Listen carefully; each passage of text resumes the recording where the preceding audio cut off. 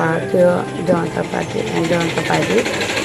আমাদের যে অনুরাগী ওনার ডক্টর শ্যামাপ্রসাদ মুখার্জি, আজ ওনার বলিদান দিবস। সেই বলিদান দিবসে আমরা ওনার প্রতি শ্রদ্ধাঞ্জলি জানিয়ে আমি আমাদের যে আজকের যে পথ পরিক্রমা, সেই পথ পরিক্রমা আমি বেরিয়ে যাব।